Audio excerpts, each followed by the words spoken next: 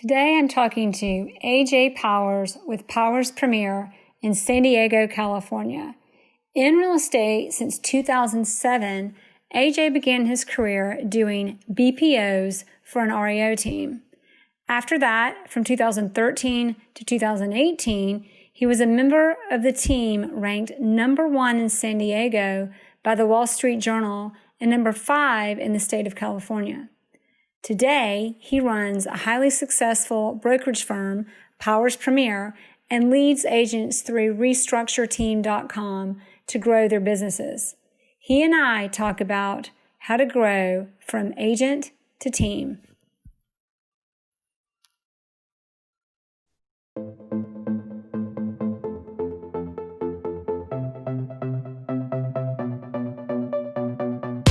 Thanks for listening to the Jere Metcalf Podcast, where top real estate agents tell how they do it. This podcast was created for real estate agents across the country to come together, sharing ideas to take your, their, and our business to the next level.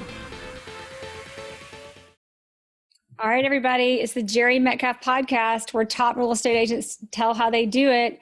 Today, we have a really special guest, AJ Powers with Powers Premier Brokerage in San Diego, and he has also become very renowned and quite the expert in helping other agents become successful. AJ, welcome to the show. Thanks for having me. So let's just get started by telling us a little bit about your market, yourself, and how in the world you got into this business. Well, I'm still pretty young.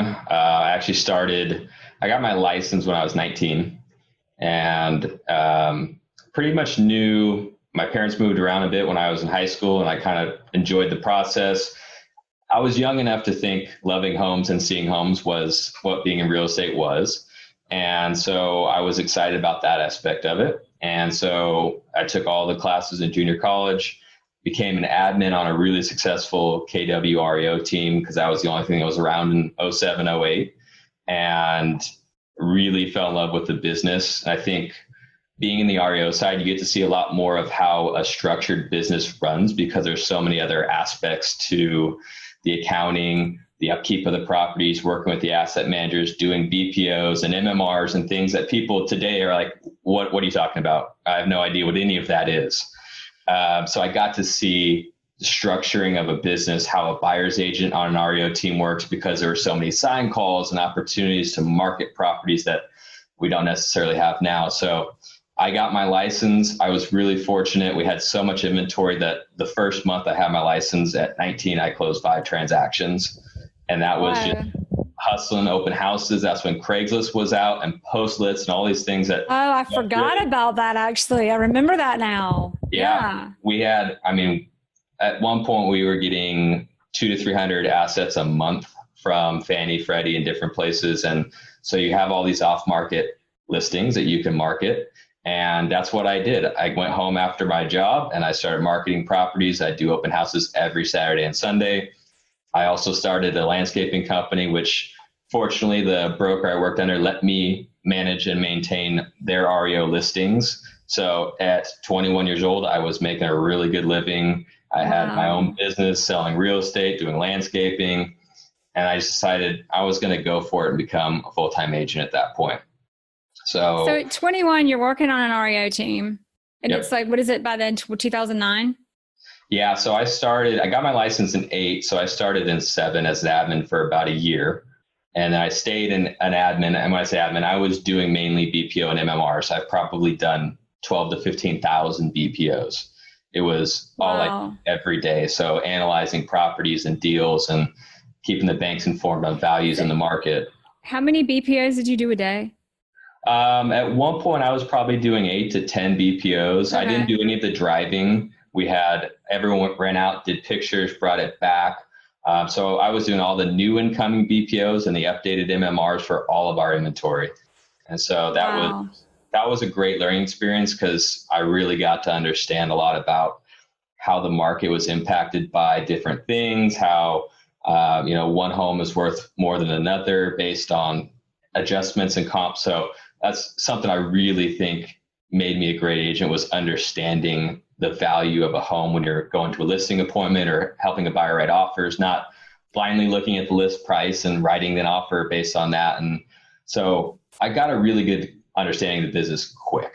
And that was really important for me. And I only made $10 an hour the first year. And by the second year, I made a lot more than that. And I bought my first home at 21. I bought my first investment property at 21. I had 2 cars, and I was, stupid, right? 21, you're doing all this stuff, spending money that you don't realize should go elsewhere. But I got a lot of learning experience in a little bit of time, which I think really just kind of put me on the right path long term. So that was, 2007, 8, 9, 10. We didn't know it, but we were kind of out of the recession. Multiple offers were happening even in Atlanta. For us, that didn't happen until about 12. Okay. So 10, 11, 12 was kind of what's happening with the market? We're not sure. There's still short sales. There's still REOs. They're definitely not as many, but there's really no traditional in our market yet. And so 10 to 12, I just kind of stayed afloat, did decent those years. And for me in 12, I was only 25. So I actually drove down and hung out with a friend here in San Diego and had no ties other than family. And I said, you know what? I'm ready for a change. I'm going to move down to San Diego. And within 2 weeks, I was here in San Diego, knowing no one, having nothing. And I took a risk and a gamble. And fortunately, it paid off. And I've been here ever since. Wow. So what do you think?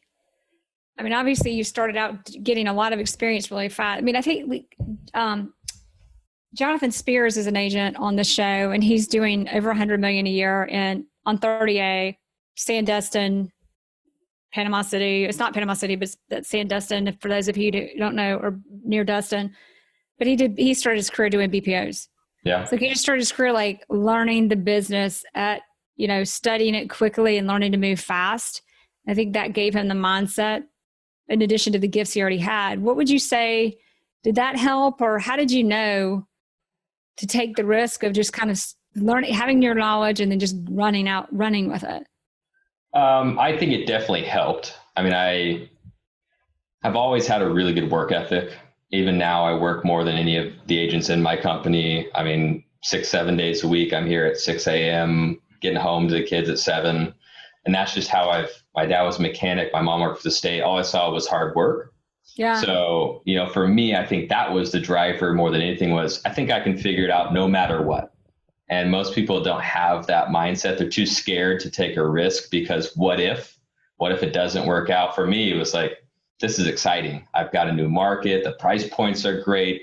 I get to meet new people, take what I've learned. Sacramento was great, but I was done with it. So there was really no downside. Worst case is I went back and I stayed with my parents for a year and got back on my feet. So it was not a big deal for me to come down here and start fresh. How hard was it? It was challenging. If the market was like it is today, it'd be way easier. Because in 12, there was just rates were 5, 6. There wasn't any huge driver to buy. People weren't sure if the market was going to go up or down. So the first year, it took me 6 months to close my first transaction here. And it was starting to get a little worrisome. And then for me, it was just a matter of everything I've been doing for 6 months came to fruition. And I think that's also where most people fail, is they just forget that transaction you just got wasn't from nothing. It was all the work you've put in 90 days to 6 months ago. And then, it's that cycle of, I've got 3 deals. I forget to prospect. I don't do the things that got me here. I close the 3 deals or 1 falls out. And now I'm panicking again because I have nothing else in the pipeline. So for me, it was always 7-8 hours a day regimented, where I was calling internet leads or trying to meet B2B partners because we could actually go places and see people face to face. Open houses. I would do an open house if I was a new agent every day. The people that think open houses only work Saturday and Sunday, they just have the wrong mindset. Where else can you sit down at a house and people just show up and come into your door for free? To do business. Yeah. Right. Make your calls from an open house or do things that are actually going to make you money. So, because we're going to get into detail on that. Yeah. But first, I want to get the big picture. So we really know who everybody knows who we're asking these questions from. So 12, you started your career. It took a good 6 months. You got your traction. You start closing deals. But I mean, 2012 was only 8 years ago. Yeah. Now you've got a brokerage with 30 agents and you're running a business that coaches agents on what to do and how to do it. Right. How were you able to get that traction and propel that way and continue on the positive trajectory of growing? How did you know what to do when? Sure. So the broker that I ended up with here first, I'm not going to name names. I don't know if you want me to. Really good guy. The market was weird. He wasn't making the money he was used to. Decided he was going to take a 1-year sabbatical and take his family to China for a year. Oh, wow. So yeah, very big change out of the blue. And he said, hey, I've got this guy who I think you should talk to, see if you guys click. And I met with him. He had a team here in San Diego. And I didn't really have a lot of other choices because I didn't know people. So I ended up joining this team. And basically my first year, I was the rookie of the year on his team. And then I really got to see a lot of their systems, learn the market locally because San Diego is huge. And that was probably one of the most challenging aspects is how do you learn everything from the border of Mexico up to Oceanside, which can take you an hour and a half just to drive north to south. So it was a lot of learning and a lot of seeing. And this is also when marketing and technology really started to change too. Drones had just come out. And Matterport was coming out shortly after, and ways you could stand out in the market. So for me, it was how do I get to that next level of not just being a great agent, but being really, really stand out and having consistency and growth. So that team became the number one team in San Diego from 2013, I think till 17 or 18. I left in 16 to start our brokerage. But those 3 years, I mean, there was one point where I had multiple months, I had 6-figure commissions, and that wasn't just on big transactions. I was doing 10, 12 transactions in a month. The average agent in San Diego does 1.5 transactions a year. If you do 25 transactions here, you're in the top 1%. So it's a very cutthroat competitive market. And there are no agents, basically, maybe a handful that do 10 transactions a month by themselves every month. But it was really just about, I have this picture one of the agents in our company sent me, which was, it was in the middle of the night. It's this huge office building and there's one light in one office. And she sent that to me. She said, that's you in that office, because it was. I mean, Saturday night, I would be at the office at 1:30 a.m. drinking coffee because I was working on stuff. And that was my work ethic, that I'm going to figure this out no matter what. And I think that's really where I've just always had that mentality. And that's probably been my biggest driving factor of where we're at today. That's awesome. What is it that drives you to be successful? You had great examples, but plenty of people have examples. There's something in here that drives you. What is it that drives you? Well, I was always a competitive athlete, younger. And so I started racing cars when I was 4 years old. I played baseball, golf, hockey, and hockey. That's it. Yeah. Anything's easy after hockey. Keep going though. Hockey. Yeah. It was a matter of I like to win, and my dad is a very competitive person. He is definitely not the softer generation. You know, I was raised pretty firmly, and but I loved the aspect of winning and being the best. And for me, that translated into this, like, I hate to lose. Even if I love you, I don't want to see you beat me. That's just my personal driver. And then also, I mean, we've got a family of 5. So it's not cheap, especially here in California. And I don't want to live paycheck to paycheck. I don't want to work the rest of my life. I want to have a financial plan that allows me to retire at 45, 50 latest. And that takes a lot of money. So how do you get there quickly, and how do you scale that and still be able to have a life? I like to play golf. I have a 14-month-old, seeing her grow up, you know, so there's a lot of factors to why I want to succeed. So and I heard you say 5 kids. Is that what you said? 3 kids. So there's 5 of us. 5 people. I'm like, 5. Your wife.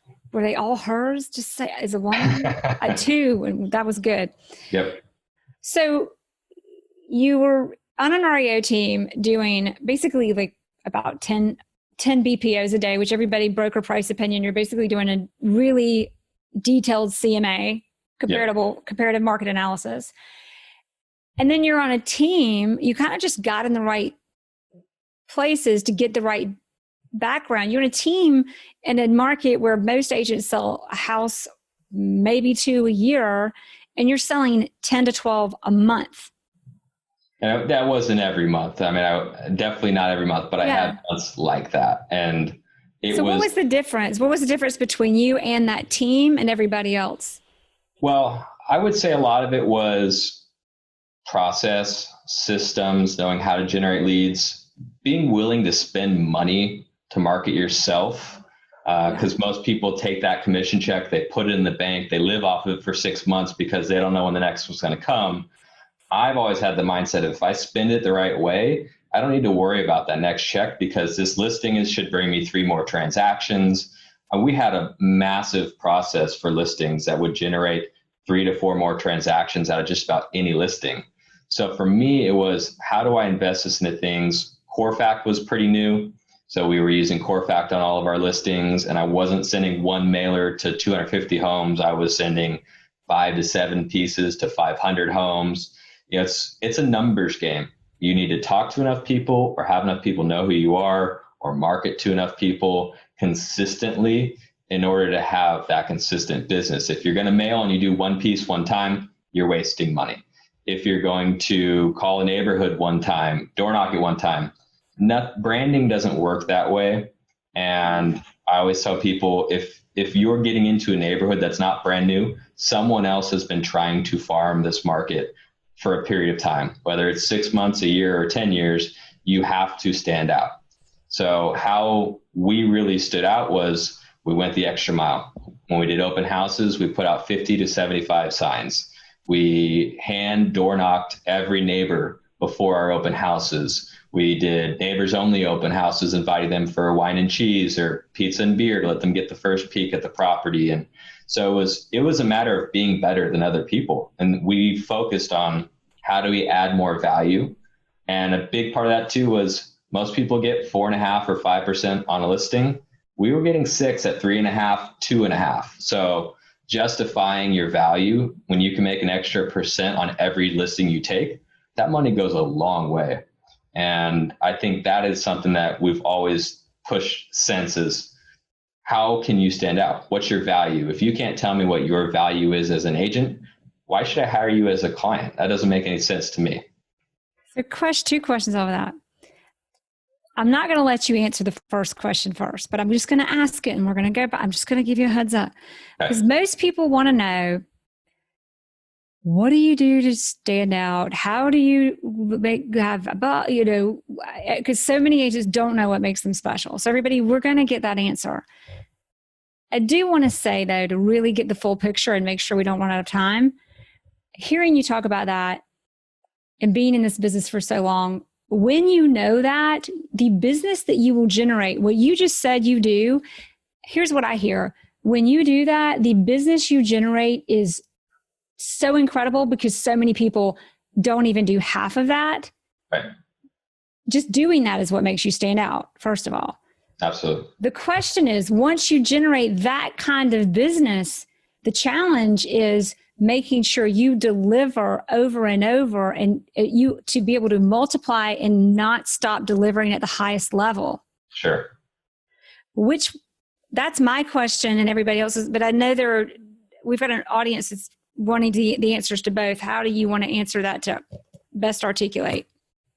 Well, which would you rather me start on? The second one. Okay. So, which is how do you, when you market that way, you are undoubtedly, and when you deliver in that way, you're undoubtedly going to blow up your business. Right. When you do, how do you continue to ensure that you got the people and processes in place to continue to deliver at a level that high? Okay. So for me, one thing that I heard and was taught very, very early on was as soon as you can afford to hire an assistant, you need to hire one. And that doesn't mean you have to have a full year of their salary in the bank sitting there, That just means you need to be able to make enough money to keep them on staff, whether it be through your transactions or the value they add. You need to have someone there who can take all of your busy work, all the non-income producing stuff off of your plate so you can focus on the things that make you money. And so for me, it was a matter of, all right, let's see how much money I made this past year. Let's see what I'm projecting this next year. And, if I'm going to bring someone on in our market, $18 to $20 an hour is pretty average for a good assistant. Even if they've had no real estate experience, that's kind of where it takes to get someone that's worthwhile. So, if you can afford to pay them for 3 to 4 months and not worry about paying your own mortgage or rent and things like that, you need to hire someone that can remove the busy work. Because what I like to do is say, okay, if this month I made $10,000, let's break that down by how many hours I worked. And let's figure out how many of those hours were income producing versus non-income producing.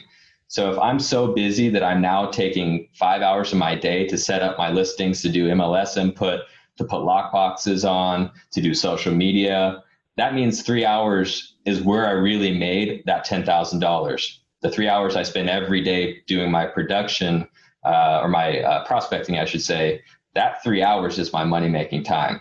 So if I could double that by giving everyone else my busy work, then I should double my income immediately too, 90 days down the road. So I think it's a matter of not being scared of not being able to afford an assistant, because they're going to make you more money. That's the mindset you need to have. Right. Is if I free up all this time, I'm going to make more money. So how do you go from an assistant to team members? How do you structure what team member does what? Is that different for different people? I think it's dependent on how you've built your business, because not everyone, like in our market, most people are buyer based. We don't have a lot of people that really do huge numbers on the listing side. And I think that's partially because it's easier to generate buyer leads than seller leads. It's also cheaper. And I think for most people, it's less risk, because you know what, if I pick up the phone and I call this lead that just came in and they don't like me, that's okay. I'll move on to the next lead. When you go to someone's house and you sit down at a listing appointment and you don't get that listing, that's tough on your mindset. You lose confidence and you worry that you're not a very good listing agent.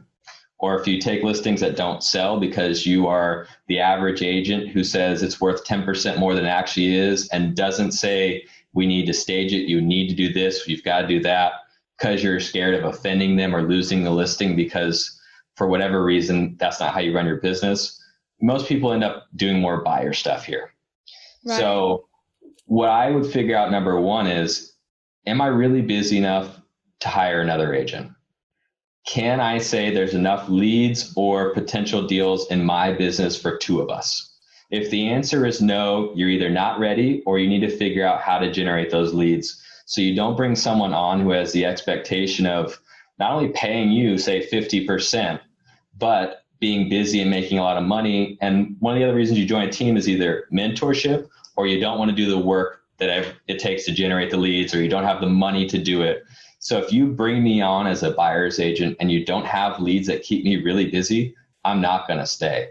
And you're going to find it's going to be a revolving door of people that come in and expect to get X number of leads a month. They're not there.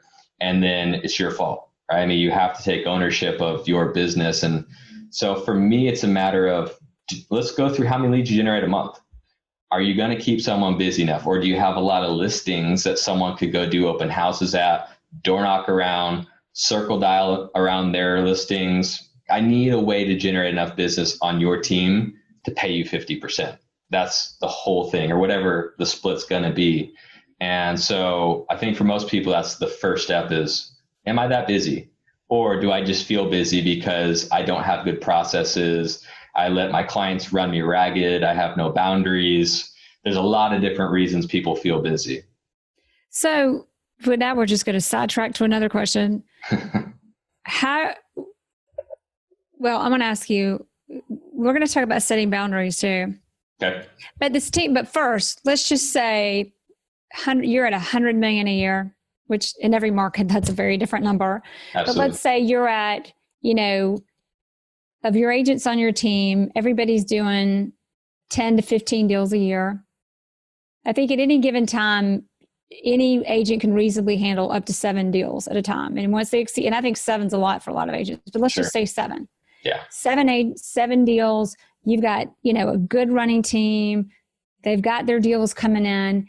What does that look like for a team to have every agent running at ideal capacity, an ideal back office, and a lucrative, successful, well-oiled machine? What does that structure look like, or how do you decide who does what?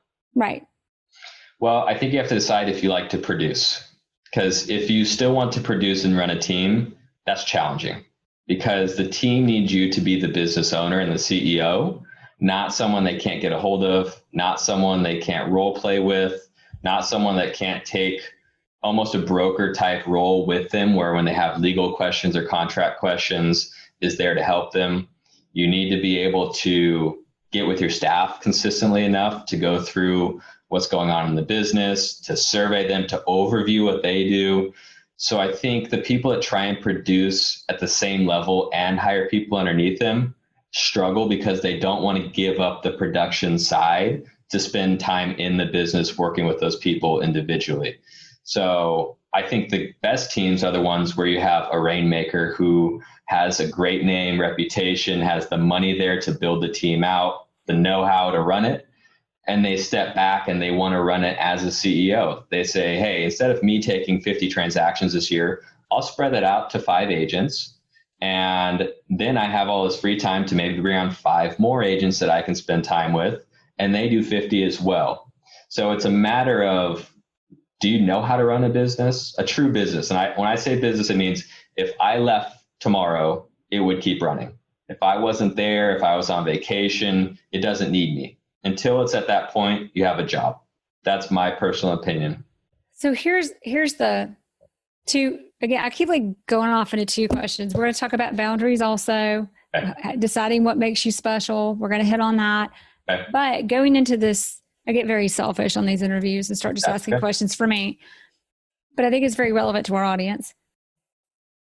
You've got people who want to build a team and run a team, but they've built their business and their reputation. And now it's a lot of teams fail. You just answered it. Many people don't know what teams don't fail because I don't know how to structure the team. You just kind of said without saying teams fail because you're trying to run a team and be a producer. You can't be really good at both of those things. Right.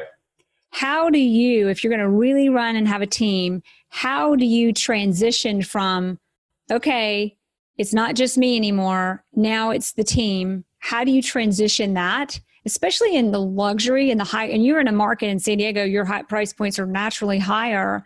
Right. How do you get into that transition? And once you get into it, how do you know it's going to work and be just as lucrative? Because now the margins are tighter. Well, I think it's honestly really hard in general to have a luxury team. I think partnerships work really well in luxury markets. You don't necessarily need 10 agents to run a good luxury setup. Usually with luxury, you want more admin support, marketing, video, stuff that's going to make you stand out in that market. I don't think having more agents means more money in luxury, in my opinion. So what I would say is, if you want to be a team leader, pick volume, number of transactions you can do, figure out what areas make good money. Because we talked briefly before the show, in our market, anything over like 3 or 4 million may take 6 to 12 months to sell. And you're also going to invest a lot more money in marketing that property that you may never get back. There's higher expectations. There's usually more emotion because it's a high price point. And I think that it's hard to scale for most people in luxury. They love the big commission they make every once in a while, but don't realize if they went down into maybe a middle tier of pricing, they'd probably make more money if they just did twice as many transactions. I mentioned taking one listing and getting 4 deals out of it. It's much easier to do that in a price point where there's a lot more buyers and sellers moving, which I think the middle ground for us, that's like the 1 to 1.5 price range here in Carlsbad, where it's going to sell in under 30 days. You can still do open houses. You don't have to accompany at every showing or every inspection. It's leverage, in my opinion, where I just think luxury, you need to be great at it. And you need to figure out what makes you different in that market. And it's pretty hard to stand out in luxury because there's a lot of people, especially here with a lot of money, they're investing into marketing. They're usually connected in the community. They're doing networking.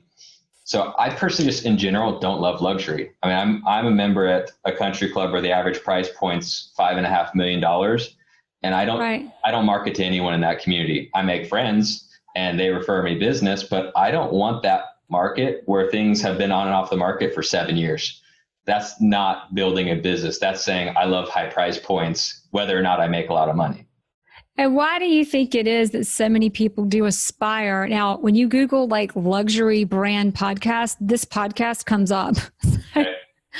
But which is funny because that's apparently what our listeners, I don't know how that comes up because it wasn't us, but wonderful. I'm happy for it. But why do you think it is that so many people aspire to do luxury real estate? I think it's the broken mindset of I only have to do a handful of deals in this price range to make a lot of money. And I have no idea what it costs, right? I have no idea until they lose. I mean, my worst loss was around $20,000 that I invested on one listing. And that hurts. You know, with $1 million and $1.5 million, maybe we spend a few $1,000s if we need to. You scale those losses up into multiple listings that don't sell. Now you're in the red and you're not making any money. And I think that people just they aspire because they love the houses. They love, 10,000 square feet and these finishes, and it's so pretty. And they're in love with this facade of being a luxury agent. They're not in love with making money. I mean, I think that's what it comes down to is we run a business. The first job of a business is to make profit. And if you don't think that way, then you're always going to be chasing that vision of I should be a luxury agent. That's just my friends have a lot of money, or I hang out with people that have a lot of money. That's who I should be. And honestly, I know people here in San Diego that their average price point is probably half of ours that probably make double what the average really good producer here does, because no one's going after the $400,000 or $500,000 listings but them. And they have very limited competition. They put on the market, they double into a lot of them because the price is so cheap that it's going to move like that. So I think the luxury market, and it's dependent on obviously where you're at. For us, anything over again, 3-4 million takes a lot longer. And I hate to be the agent that's sitting there 6 months down the road having the same conversation with the seller about you need to reduce the price, or maybe we'll try another open house, or what if we did this? I want them to be happy because I sold their place in a week with 15 offers. And that's a much more enjoyable business for me too, where my clients are happy and we take a listing and we get paid 45 days later. That's our average right now, like worst case scenario. Well, and you have the ability to build the team so that when you're in a more moderate price point, I mean, $1 million, $1.5 million is a lot of money here in Atlanta, just so you know. No, I understand it's a lot. That's a luxury market down here. I always tell people, I didn't sell a home over $300,000 for 5 years in my career. Wow. Sacramento was so cheap and down in the market that I bought a condo, 2-bedroom condo for $14,000 in 2008. That's the market I was in for a really long time. So when I came to San Diego, my first deal here was $550,000. And well, this is amazing. That was luxury to me. I have a buddy in Indiana, Jeff Lyons. He's like, I'm going on my biggest listing appointment of my career, and he's been doing it for at least 10 years. He's a broker owner, $650,000. Oh, that's, so, I think I know his name, Jeff Lyons. He's a great guy. So, and when he listens to the show, I'm like, yeah, Jeff, I knew who you were. I did. Okay. So back to this. So if you're building a team, if you're in luxury, you got to understand leveraging is a different ballgame. It's about having a really strong back end team, a really strong assistants, people who can really do the things administratively so you get face time with the client. Does that sum it up? They want you. In luxury, they don't want to be passed off to your admin or to a buyer's agent. They're hiring you. That's my opinion. So if you can't give them that face-to-face or that update they want every 2 days by text or call or whatever it might be, you're failing. I think a lot of real estate success is managing emotions and expectations. And as you get busy, you forget to do that with people. And then they're reaching out to you looking for updates. And in the luxury market, if they're asking you what's happening, that's really not going to be a good scenario with most sellers. They want you to keep them informed the entire process and what you're doing differently every day to try and sell their home. Where at the average price point, the seller doesn't care as much, in my opinion, about what you're doing every day. They just want to know, hey, what's happening in the market? Is there anything else we can do? What do you think is going to come next? And I think the luxury sellers very different. It's very different. And they're people I usually don't love working with personally. We do, but that's our problem as a team. Yeah. We love the luxury market. I don't know. We all say how much fun we have with it. There's a lot of room for creativity as well. But back to your expertise, I do remember selling my first house for $140,000. Yeah. It was in Las Vegas. And I remember my realtor would call me every Friday. And I'm like, why does he keep calling me? Like, I was like, you don't need to call me. Like, I don't even want to hear. I'm like, it's going to sell or not sell, but just don't call me. Right? I was like, I was my dream client. I remember I was like, why does he keep calling me? I don't even need to know. I just like the signs in the yard, it's going to be done when it's done. Like, and FSBO, I was like, never. I would never do that. Like, who in their right mind wants to deal with that? Not at all. I was in my 20s. So get back to everybody. We talked about teams, structuring teams, leveraging with teams, leveraging with agents, administrative. I also would love to talk to you about setting boundaries and how you stand out over other agents. Let's finish up on kind of that team concept, and I'd love if you've got time to dig into those other questions. Okay. So in building a team, just the quick synopsis, when you build a team, what does it look like in your, I call it the back office or administratively, from people at the desk doing the work? How many are there per agent? Are there any per agent? What do the agents on the team do? What do they do? What do you do? What does your day look like? If you're an actual CEO running the team, not a producer, how do you make sure you make enough money? The gist of it is, what is the infrastructure of it? That's really the question. So from scratch, again, admin, I think, is your first hire. And what I think people tend to do when they hire for any role that is completely wrong is they don't have training built or a schedule set up or expectations for the person they're hiring until they bring them on and they realize, I don't know what I'm going to have this person do. What do they do every day? How do they do it? How do I train them on how to do it? Because that's the hardest part of hiring someone, is taking the time out of your day to teach them what they need to do. So I highly recommend, before you hire someone, you have all of that in place. You create the training. I love video. We do Loom for all of our training. We record every program that we use has a Loom video, loom.com, $10 a month, screen recorder. It's amazing. So use Loom. Every facet of my business has a video. So the CRM, everything is searchable. You can type in filters, and I've created a video on how to use filters in our CRM. And that's across the board. So now that's created in Loom and lives in the CRM? We have an intranet that I've built out. So basically our agents have a hub. Okay. But for me, it's a matter of, one, video lives forever. It doesn't need me. I create it one time and I can share it easily with anyone at any time, or they can go back and revisit it. So I'm leverage. You're talking about time. I don't want to have people ask me the same question all of the time if I can just do a video on how to do it once. So I record, I think we have a couple thousand videos at this point. Wow. Start to finish, the transaction. We went out and it depends too. If you're hiring a team, or you have a team that is brand new people, because a lot of times if you're going to go onto a team, you're not seasoned agent making a great living. You're bringing in newer people who need what you have, or you're bringing people that are good at being an agent, they're good with clients, they're good on presentations, but they suck at generating business. They need you to do that for them. So what I wanted to do was have a whole process built out, whether you're brand new. So we have a new agent training, and we have a buyer's agent training and a listing specialist training that I built out one time. When you come on board, you go through that training start to finish until you're done with it, and you show me you can do all these things. you don't get leads. You don't get anything. You've got to start with training. So you put them through a program that they have to finish before you'll give them business. Correct. Yeah. I mean, for me, it would be stupid to give them leads that cost me a lot of money if I don't know if they know how to work them or work our systems too. So and it's not months, a week to 2 weeks.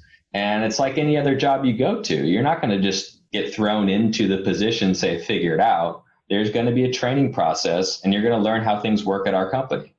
So if you don't know how to do that, you don't want to do that, you really don't want to run a business, in my opinion. It's about efficiency. And you asked, how do you keep the quality of service the same? It's by having all your people knowing how to do the things you do the same way. And it doesn't have to be 10 out of 10. 8 out of 10 a lot of times is good enough to keep people happy. And one person I reference with that is Gary Vee said a while ago, someone asked him, how do you get your employees in your company to be as excited about your business as you are? And he said, you can't. They never will be. Yeah. Right? Don't expect them to ever be as excited as you because you'll just be miserable forever. They're working. I love Gary Vee. What can I say? I know. Yeah. Yeah. So I just want people to know what to do, when to do it, how to do it. And if they can't figure it out, then the next process is you talk to this person. If you talk to that person and they can't figure it out, I want to be the very last person especially on an admin side where there's a process. You have a question. It doesn't automatically come to me with a phone call because then I'm picking up the phone all day and I can't do anything else. So figuring out your process, knowing, if you only have one admin, that's manageable. But if you have 5 agents and 3 admin, that's a business. And you need to be sitting down with the admin team for a meeting once a week. And you sit down with them individually, probably at least once a week.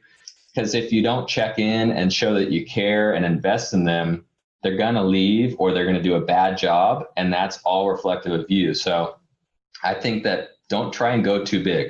Start with an admin and get them really dialed in because they can now train any other admin that you bring in once they know how your business runs. It doesn't always have to be you.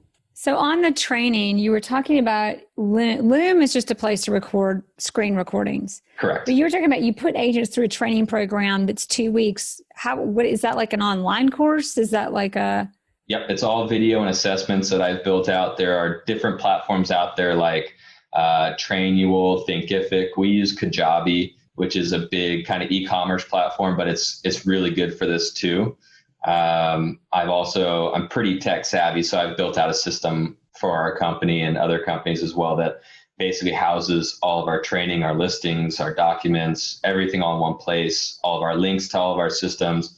Because I find that the more systems you have, especially if you have to go to different locations to find them, the agents won't use them. It's going to be too challenging to adapt. So if everything's in one place and they know where to go to find everything, that's been a big driver for taking on concepts and sticking with them versus, hey, here's a new system, learn it, use it.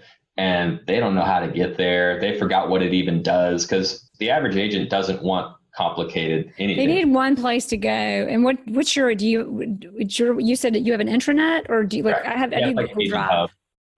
Right. Okay. My hub is Google Drive. Right. We use Drive. It's integrated into it because obviously you want all your files in one spot. But this is more of my day-to-day running my business. So we have tracking forms the agents fill out. We have standings as well. So it shows how many calls you made, how many transactions you've done, volume. Because that's a CRM thing, isn't it? To an extent. Yeah. A lot of this is brought in from like Brokerment or different places into our system to analyze metrics that maybe a CRM wouldn't. The CRM's not necessarily going to go through and tell you lead source on all the transactions, average price point, break it down by agent. Did you build all of this out or did you take different things and integrate them together? How did you do this? 80% of it is technology that I've built out. And then the other parts are integrated with programs like Zapier or like some of the analytics. The BI is different companies that they specialize in that because I'm good with tech, but I'm not a developer.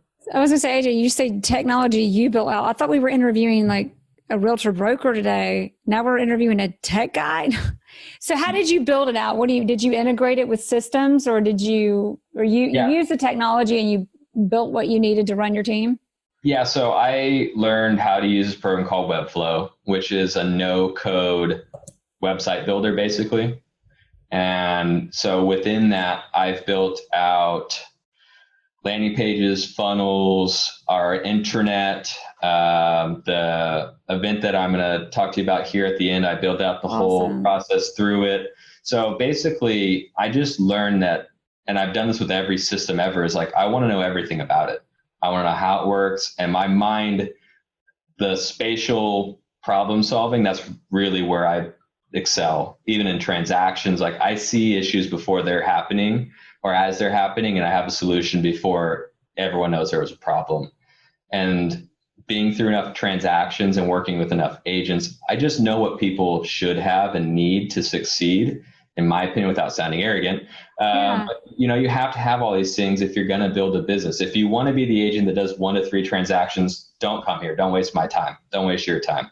Yeah. I don't want to deal with the average agent. I want to deal with someone that wants to build something that's sustainable and is going to grow and they're excited about, because the average agent sucks. I mean, that's the reality, is they don't have the training. That's what makes this business easy. There are a lot of agents, but it's not as competitive as people think when most of the agents aren't really delivering. The barrier to entry is too low. Yeah. And that's a double-edged sword. You're dealing with those agents on the other side of the transaction. That's also what makes this business the hardest, right? I mean, if they don't know what they're doing and they're advising their client every day, it's like pulling teeth, right? You're working with someone who's almost incompetent, has no idea how to do anything. Now you're doing both sides of the transaction and trying to keep both sides happy. I mean, to me, that's the biggest issue in our industry, is too many agents and not enough training. Mm-hmm. And at the end of the day, the brokerages will hire anyone. They won't train them. They won't care if they produce, because maybe they have a desk fee or an E&O fee or a sign-on fee, and they're making their money off of escrow when they happen to close a transaction. Too many brokerages don't push per person productivity, which I think is the number one factor for any brokerages. How many deals on average do agents do in my company? So what drove you to be different, to do that? That's just how I am. I mean, I don't want to be average in anything. I want to be really good. And I want to bring people into my company, especially if they've already been with another brokerage and I show them what we have in place. People are like, I had no idea any of this existed. This is incredible. And that's what I want, because that translates into client experience. And when clients are happy, then you're going to get more deals out of it. So it's treating the agents like they're my client, they're my customer, and then teaching them how to treat their clients. And that's just a snowball effect of, if you're happy as an agent, your clients are going to be happy. And it's going to be this big circle of gratification, whether it be through transactions or being here longer. Because most agents, they don't close a transaction in 6 months. They think it's the brokerage's fault. They're going to go somewhere else and try and find something that they didn't have at their brokerage. And I don't like having turnover. Exactly. Great point, because it does cause turnover to just take all of the agents, I'm sure. Okay. Absolutely. So we're going to tap in. I've got the two other topics. Just want to tap in real quick to get some quick advice. And then we're going to do our final 3 that we do on every show. Number 1, we started at the beginning of talking about, as an agent, you've got to know what your value proposition is, what makes you special amongst the other thousands of agents in your market. Right. How do you determine that? So what I would say is you're not special. I mean, the reality is there's nothing that you do that someone else in your market isn't doing. What you have to figure out is how to present that in a way that gets the client excited about what it's going to be like to work with you, what you're going to be able to do for them. So naturally, I'm a very this is me turned on, energy wise. I'm usually just mellow, low key, but I know that when I'm with certain people, I have to present, I have to pitch, I have to be this person that they're going to be excited about when they work with them. So if you come in the door and you're just, let me pop down a CMA, I got my lockbox here, what price do you guys want? It's a presentation of what you can do, who you are, and how it's going to be working with them. So one is have a lot of ways that you stand out, because if your presentation is wow, right? Between the pictures, the twilight photos, the lifestyle videos, have samples of things that you can do that other agents probably aren't sharing. Regardless of price point, you should do it on every listing because it really makes a big difference. Especially today. Yeah, I mean, it's amazing how many agents won't do Matterport in video. I'm like, how can you be 2020 and you're not doing Matterport in video? If you look at it from a business standpoint, let's just say what's your average price point? 250, you said? In Atlanta. So at 250, and you're probably getting 3% there, right? Most of the time on the listing side. Our listeners is probably more like $1 million, and our team is more like $1 million. But either way, whatever it is. Yeah. So even if you're on the lower end at 250 at 3%, that's $7,500. You have to be able to share that you're spending money to market their property, and it's not about you, right? I mean, you have to remember you're being hired to sell their home. So if you're saying my margins are too thin, 1, sell more homes. 2, go into a higher price point if that's really true. But you decide you're just not too thin. Just do it. Just do it and be happy that you provide an excellent service, because what you do is going to be shown to their family members, their friends, people in the area, the sellers who haven't listed yet that are your thinking entire market. Your audience is waiting to see what you've got. Take the opportunity. It's a portfolio. That's really all a listing is something to share with someone else that you've already done. So, boundaries. Man, that's a tough one. I'm not sure I'll ever learn about that. That boundaries one's a tough one. How do you set boundaries and still have your clients know you're living or delivering and feeling you're delivering at the highest level? I think number one, it comes down to asking them how they prefer to be communicated with to start, because some people want phone calls. Even if you like to text, it's not about what you like, it's about what the client likes. Exactly. So if they say, I don't text, I don't email, I'm 85 years old, I want you to call me, then you say, okay, I'd be happy to provide you an update. Is once a week enough? No, I want twice. Okay, how's Monday at noon and Friday at noon? Can I call you those 2 times? And then if something comes up in between, obviously I'm going to reach out to you at that point. Would that work for you? Yes. So now you set an expectation with them that, all right, at least twice a week, you're going to call them. And unless something happens between now and then, you're not going to call them. And so for me, that's one big part is, when do you want to be updated and how? And when I update you, what's the stuff you want to know about? Showings? Is it feedback? Is it other properties that have come on the market? Is it things that went into contract? I'm going to give you an update on things you care about. And then from there, I think it's a matter of saying, so for me, I would say, look, everything's going to feel like an emergency in real estate because you think it needs to be done right now. But the reality is no one's going to die. The house isn't going to be set on fire. And most of the time we can address it tomorrow morning or that evening if we need to, and it won't mess up the transaction. So if it's after 6 p.m., I'm usually with my kids with doing dinner and putting them to bed. So if it's not urgent, shoot me a text or an email and I'll get back to you the next morning. If it is urgent, you can call me up until this time and I'll be happy to get back to you as soon as I can. But by letting them know you have other things outside of real estate, you're not saying you're not important enough to me. You're saying I have other things that are also important to me. And I hope you can respect that as my client, because you probably have kids and other things you want to do. And yeah, you expect me to work 24 hours a day, but that's not how I work. And, 8-10 hours a day should be plenty for me to help you accomplish all of your goals of selling your home. Or if you're AJ Powers, 13 or so should work too, right? I don't let them know that you work long days, but they don't need to know that. Yeah, I tell them I start at 8 and I finish usually around 6, but I have my phone on me most of the time. And if it's not urgent, send me a text or an email. And I'll usually respond to the text that night, but don't expect me to get back to you in 5 minutes and call you. Because I've had people call me at 3 o'clock in the morning. And I put my phone on mute now at 9 o'clock. You couldn't even get a hold of me if you wanted to. I need it. I don't want hear my phone buzzing in the middle of the night. So I wake up. I need that time to. Well, I think what's important too is that we make sure we give the right clients attention. Sometimes there are clients who need attention. You have to figure out what's happening, address it, but keep the focus on not the ones that solve the issue, and keep the focus on all of the clients as they deserve, not the ones that are texting at midnight. Resolve whatever's causing that. I think, and a lot of lenders do this here. I do a Tuesday update at noon. I do this on Monday. If you set that expectation, then they know when they get to their inbox Monday at noon, they've got an email sent to them. And there's plenty of tech out there. Boomerang is a great Gmail app. You can schedule your emails to go out at a certain time. So maybe on Saturday, you write all your emails and you schedule them to go out Monday at noon, like you said they would. And then you don't have to sit there Monday typing up emails or doing your calls. And I just think that if you tell them it's going to be one way, number one, it better be that way. But number two, then they don't feel like something is wrong. Because that's really what happens is when you go a long period of time updating your client, especially if it's a seller client, they feel like nothing is happening. They feel like you're not trying to sell their home. You're moving on to the next listing. You're not caring about their property enough. And that's when you have issues. But if you say, here are all the things I'm doing during the week, and you put that in your Monday email, we're doing some Facebook ads to target these people.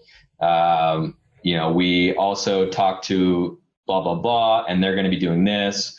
And then they feel like you're working for them. That's all they want, is to know that you're trying to do your job. Exactly. Last 3 questions now. Okay. Number 1, what has been the most powerful tool in your success? Is it the systems you build? Is it relationships? Is it a CRM? What is it? Well, I think it's understanding that you can have an old school business with new technology, and a blend of those, in my opinion, is the best, where you don't try and, because I think right now, AI and automation, all these things, everyone's pitching that as the future of real estate. They don't replace conversations and connections. Those things should get people talking to you, but they shouldn't do the conversation for you. So for me, it was a matter of how can I scale? So through systems and lead generation, and when they come in, having drip campaigns and certain things that happen that don't need me, that's definitely important. But also knowing, okay, when I come in today, here's who I'm calling. Having a system to my lead follow-up is really important, because most people come in and they spend time planning, right? It shouldn't be analysis every day. It should be, on Monday, I call these people every week. And when I get in the office, I just go right to it. Yeah. You waste so much time trying to figure out what to do that people don't do anything. And the system should enhance the conversations, not replace them. Right. I mean, most people, so for us, we generate a lot of internet leads. We do get Google pay-per-click and we do Facebook retargeting. So when you're getting 1,000 leads a month, you need those things to be there to keep communication going. You need to have a process. Otherwise, your 1,000 in a year is 12,000, and you have no way to follow up with that many leads yourself. So you need to have the auto texts and the auto emails and the voicemails and things that can just supplement your communication to keep them engaged, because the average internet lead takes 12 to 18 months before they close. So you need 12 to 18 months of communication to figure out if this is really a buyer or seller or not. So you really just answered a question asked at the beginning of the interview, is how do you maintain a high level of business when you start marketing the way you market? And that was it. You use systems, automation systems, because the relationship's not there yet. Right. You're just priming it to be able to engage when the time's right. Yeah. And I'll fall back on internet leads. I don't know, in luxury, that's obviously not the core of any business, but I think that in today's industry, if you want to work with buyers, it's the quickest way to generate income. If you find a good source and you know how to work them, it's also the most consistent. But it does take patience and consistent follow-up and a lot of grit work to get there. But it's a numbers game. If you can generate 100 leads and one of them closes, figure out how to generate 500 leads. There's 5 transactions over 12 months. And for us, it was a matter of figuring out the most consistent lead source that we can control, which is Google pay-per-click for us. I don't want Zillow or Realtor or someone that controls the pricing, where the leads go, the exposure. I want to control it. And then how do I make that process better? I need to, number one, obviously call them. The average agent calls a lead one time. The average internet lead takes 8 to 12 conversations before you convert them. So if you're calling one time, you're never getting to the point to where they know, like, and trust you. they're signing up on 8, 10 different websites already, and every agent's calling them at least once. You need to stand out there by continually And following. that's what the agents on the team are for, is to follow up, call 8 times. Absolutely. Is that right? Yeah. Yeah. And you'll hear a lot of people talk about the ISA model, where you hire a full-time 5 or 6 hours a day. Let's call it telecommunications guy. I mean, they're following up with your leads. They're texting your leads. They're keeping them warm until they're ready. And then they pass them off to your buyer's agent. There's all kinds of ways you can make that work, but you need that lead source to keep buyer's agents and even listing agents on your team happy. Otherwise, if they have to generate their own leads, they don't need you. Why am I paying you 50% if you're not giving me enough leads to be happy? Exactly. Well, I could give you some reasons, but I'm just kidding. Well, and I do think there's that, but for your business especially, it's probably coaching. The coaching and mentorship is also probably carries a lot of value. Absolutely. And the systems you've got in place. So when they get that business, they've got the support. They don't have to hire people to help them. They can go churn out 10 deals in a month and never have to worry about the back end, the administration, that any of that stuff is getting properly done. Because that in and of itself is huge. Absolutely. Yeah. I mean, most agents, number one, they never get the confidence they need to be really good at this. They don't stay in the business long enough. They don't do enough transactions, or they're scared of the phones. They don't talk to enough people. I always say, start with stuff that's free or cheap, because if you mess up, you're not losing anything other than your time. And that's great experience. If you start as a new agent buying leads and farming, and you don't even know how to have conversations with them to convert them, you're wasting your money. So role play all the time. I don't care if you've been doing this for a week or 10 years, you should role play at least a few times a week on the phones, and then probably a couple times a month on your listing presentation and your buyer presentation. Again, I'll fall back on sports. Football is the best analogy. They train 5 or 6 days a week for 1 hour of games every week, right? I mean, Monday through Saturday is practice, training, film, and Sunday's the game. It should be the same in real estate. It's like you should have great skill set. So when you get on the phone with that one really good lead, you don't lose it because you suck on the phones. You need to be confident. You need to drive the conversation, pick up on things, know how to mirror their energy and their tone. It takes a lot of energy to be good on the phones and a lot of practice. And most people just never get there. Yeah. I mean, I was going to say, what does make you good at that? But it's what you said, mirroring, asking the right questions. Yeah, it's practice. I got an objection. I wrote it down. Now I need to role play that with someone who can tell me how I could handle that better next time. And I'm going to go through it until I internalize that, and it just becomes a natural response, because scripting is great to start with. But if you haven't, I think what makes someone really good is they're not always thinking about what to say before the client or the consumer says something. Because that's where people get caught up, is they're thinking about the next question and they're not listening to what the person's saying when they're talking to them. We can replay that 10 times. Amen. I mean, that is my thing. Like, you got to listen. Yep. Next question, like question number 2, that one was 10, but those are great answers and great insights. The second one is, if there's a book that we've just got to read that's changed your life or career, what is it? I'll give you a couple. I don't know if there's one. Tim S. Grover wrote Relentless. Love that book. That's great, right? Yes. If you are a sports person, you haven't read it, you have to. I mean, he trained Jordan, Kobe. That book is awesome. Amazing. And I'm not a babysitter. My personality is not soft. I'm not going to coddle everyone here. And Tim is very direct and blunt. And I think people need that sometimes, where someone's not going to just make them feel good about picking up the phone and making one phone call. You need to have that drive to be the cleaner. You need to be the person that's going to get the job done no matter what. And that's one of the things that I took away. That book had me laughing out loud because it's so good, but it's kind of narcissistic, but like in a great way. It's justified in my opinion. Exactly. What's your biggest takeaway from that book?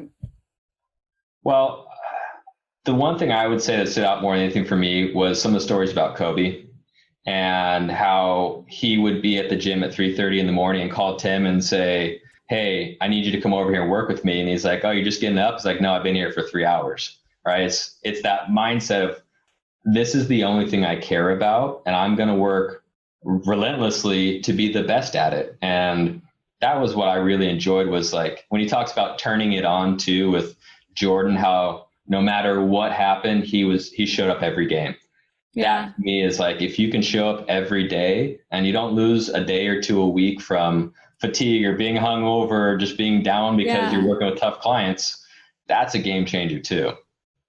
My favorite thing from that book, I think it was with Kobe. I don't remember. I'm not even a sports person. I only knew who Michael Jordan was reading it, but I still appreciate it.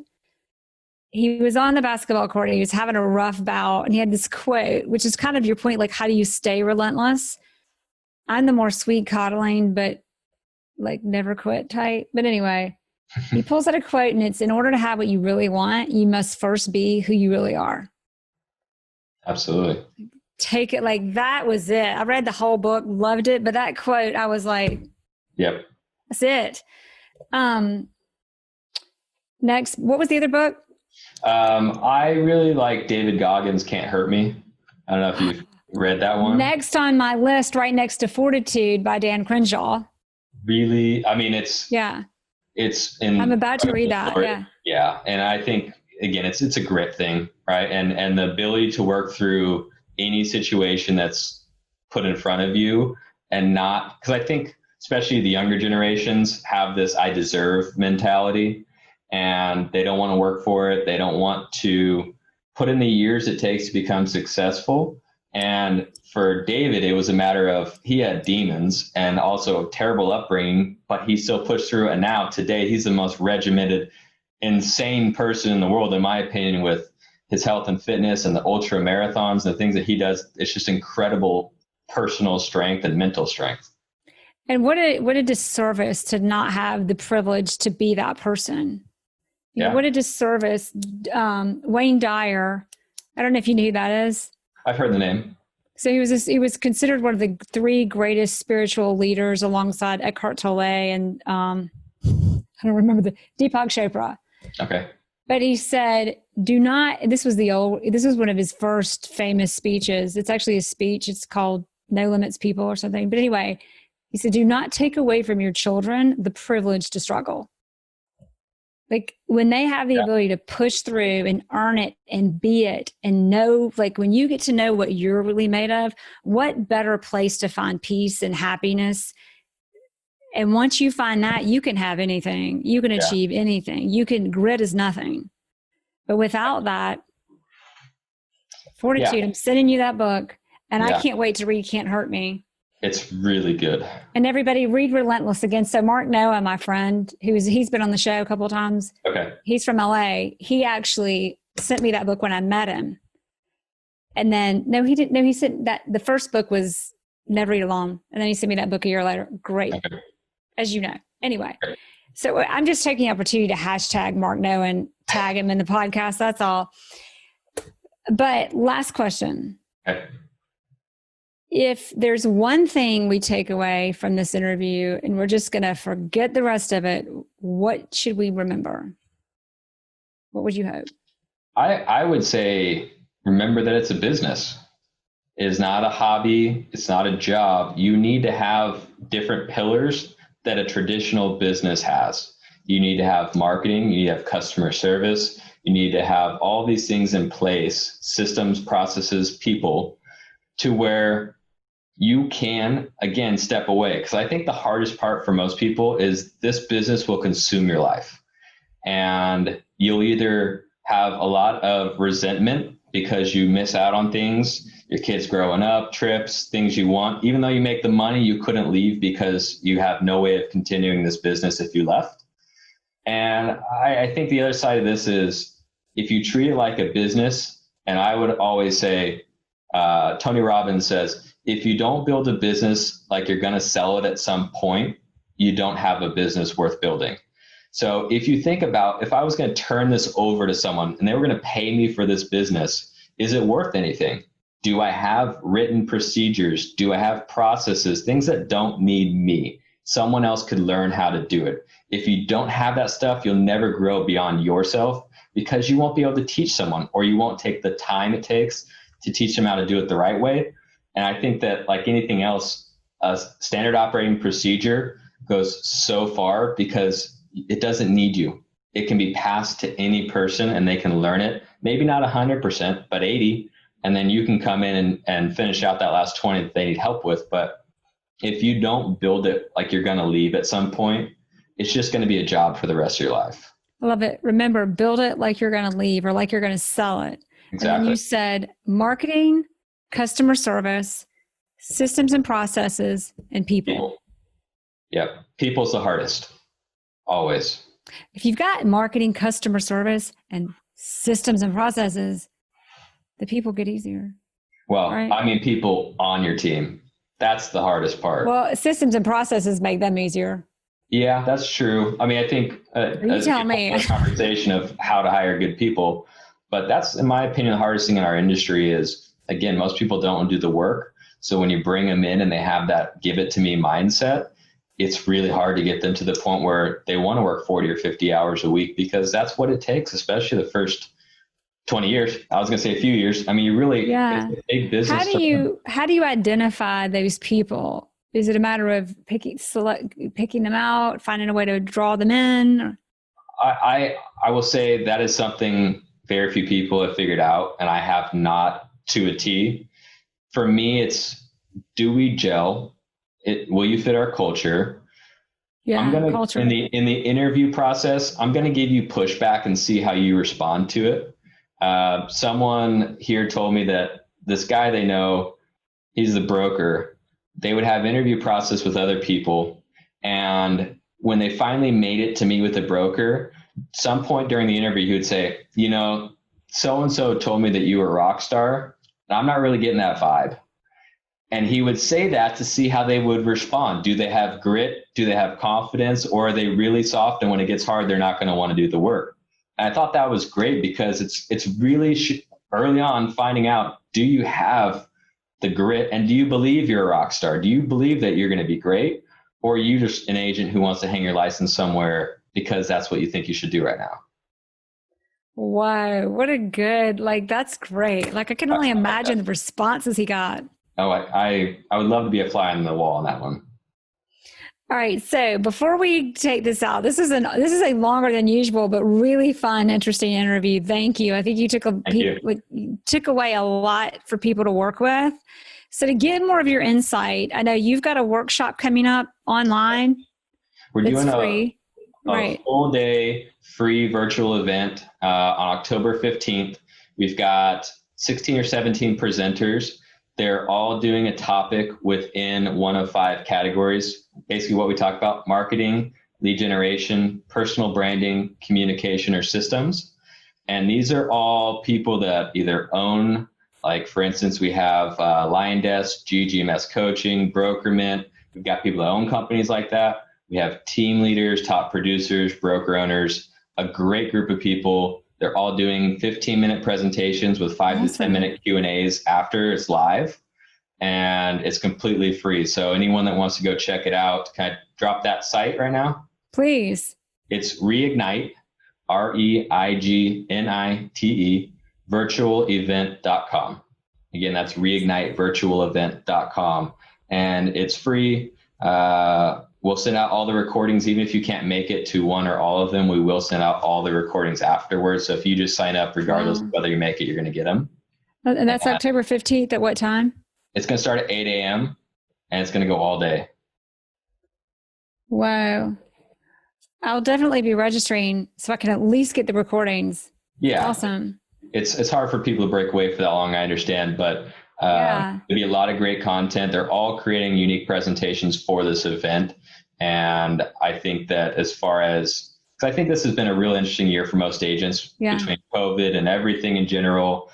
I think a lot of people need some new inspiration or things that they can implement today that changes their business in 90 days. Well, I think buying houses, or at least in Atlanta, everybody's moving, and second home markets, everybody's reconsidering, okay, what do I really want? Not just out of my home and our business, but realtors, how do I really want my business to run? What do I really want out of it? Yeah. And this is a great chance to get on and ask questions. And on the reignitevirtualevent.com, that's REIGNITE virtualevent.com. Correct. Are you going to have kind of a program of what who goes on when at what time, so everybody knows when they might want to chime in and ask their live questions? Yeah. So when you register, we send out an email. That email is going to have a link to our Facebook group for the event. And then we'll send out a couple emails between now and the next 2 weeks with all of our schedule. We're still trying to figure out, it's hard to get all these people on one schedule just based on their schedules, but especially in our business. Yeah. So we're lining everyone up this week. So you'll get an email between now and the event with who's presenting on what topic and what time. They'll have their own unique URL for each of those presentations. And again, if you can't make one or any of them, you're going to get every recording and email the next week. So you'll get all That's the content. Incredible. Awesome. Yeah, we're excited about it. Thank you, AJ. So AJ Powers with Powers, is it Powers Premier? Correct. I keep wanting to do it backwards, but Powers Premier in San Diego. Correct. Thank you. And everybody, you can obviously find them at reignitevirtualevent.com. And do you want to share a website in addition to that, or? Sure. Our company that's putting this on is called Restructure, and we're restructureteam.com. And that's where you can get a hold of me there. All the emails and everything goes right to me. And that's a little bit more of our consultation and courses and things that we do separate from our brokerage, but that's where you can get a hold of me. Great. AJ, awesome. Thank you so much. Thanks for being on the show. I really enjoyed it.